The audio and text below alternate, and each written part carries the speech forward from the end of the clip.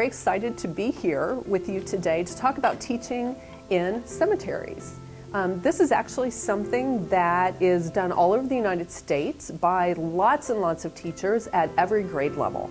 And so the great news is that you do not have to design all your own lesson plans from scratch, because there are so many resources on the internet already that you can employ nonprofit R&D, rip off and duplicate, for your own purposes. I'm going to talk a little bit about the basic things that you need to know about cemeteries for you and your students, who you can work with in the community, because there are a lot of resources available, how to locate and evaluate cemeteries for your purposes, and of course, how do they align with TEKS.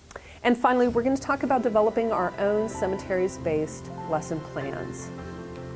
Cemeteries are burial grounds developed over time, and cemeteries tell the people of some of the stories of some of the people who lived in our community.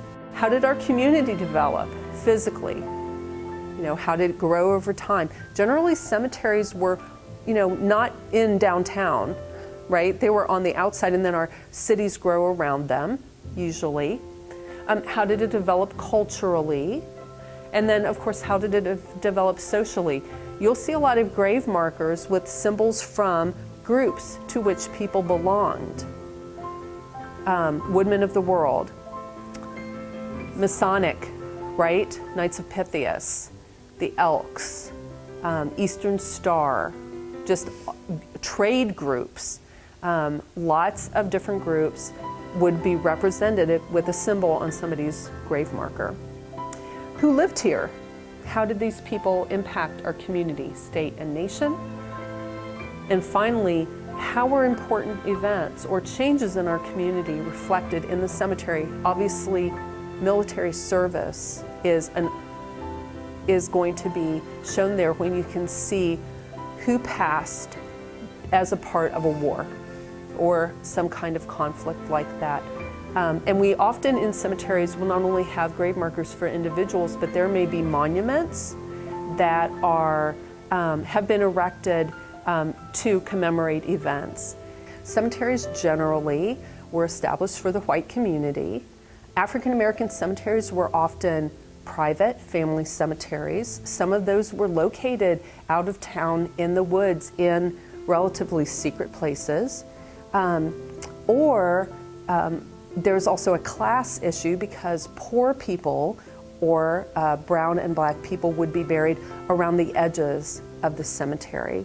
Sometimes if you see a city cemetery that includes both white Anglo people and people of color, the people of color will be on the north side of the cemetery. That was considered the dark side of the cemetery. You just need to be aware that segregation wasn't just when people were up and walking around. It also happened in terms of burials too. And some of our African American parts of cemeteries are not very well documented. We might see a lot of unmarked graves, and there are almost always unmarked graves around the perimeter of cemeteries, because the markers for those folks would have been probably wooden, probably did not withstand the test of time. So we need to be cognizant that just because there's not a marker, that doesn't mean there aren't people buried someplace.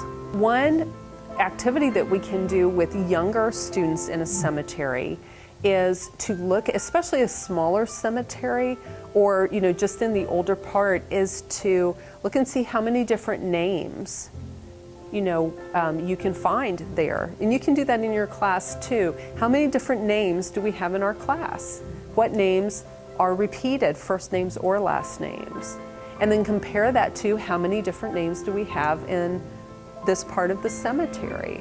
And you can make graphs and compare and contrast and things like that. How many people passed away during this period of time versus that period of time? Is there something that happened?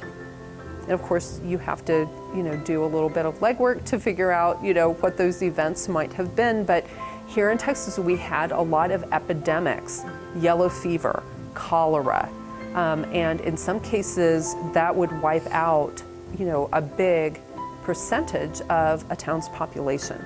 And so, you can talk about, why you might see a lot of people who died in a specific time period. One of the other things that I think is really interesting to do in a cemetery is look for handmade markers, look for symbols, and look for markers that may be unusual. Making a grave marker is a sign of reverence and respect, more than buying one, because that is your personal effort to make one. So anytime we see handmade markers, especially if you can identify ones that are very similar or that may have been made by the same person, that's a really big deal.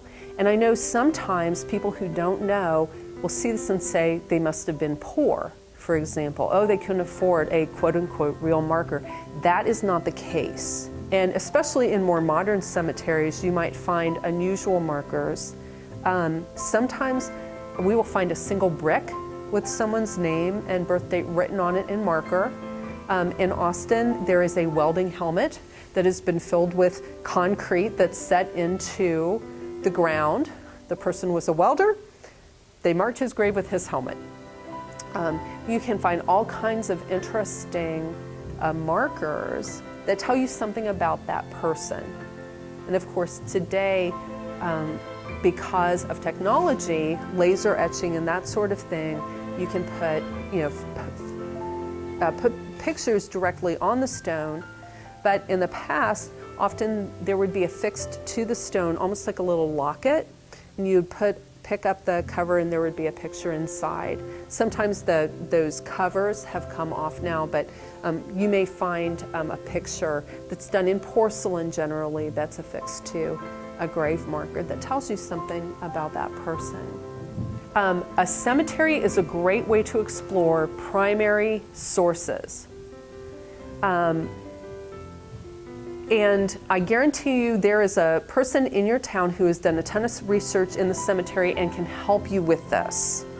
With how did they do their research? What sources did they look at? What did they find out?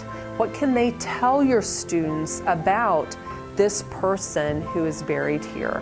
And they love doing that. I guarantee you, if you can get hooked up with your local cemetery historian, they will be perfectly happy to come talk to your students about the cemetery and about history there.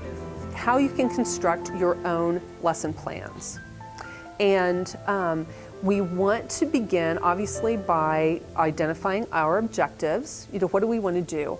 And we have a pretty big range here from first grade to middle school. So obviously, there are things that you can do in the older grades that are more complex and challenging than you can maybe do with the younger kids, especially for cemeteries, which can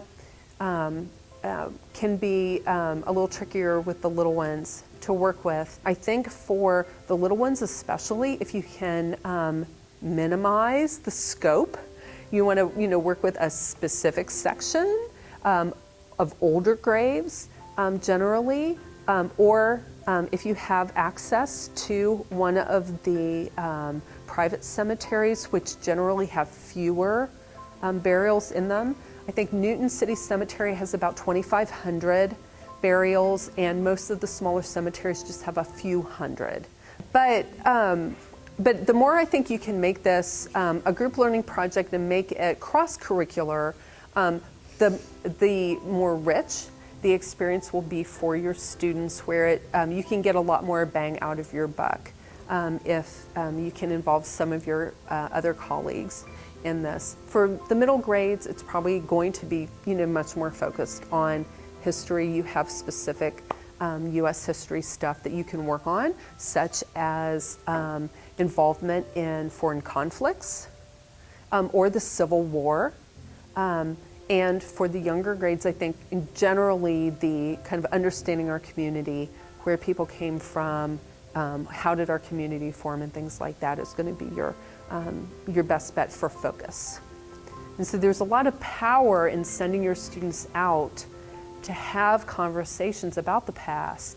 And cemeteries can be a way of finding out what those questions are that make the students interested and want to go, find out what the story is and how to tell it.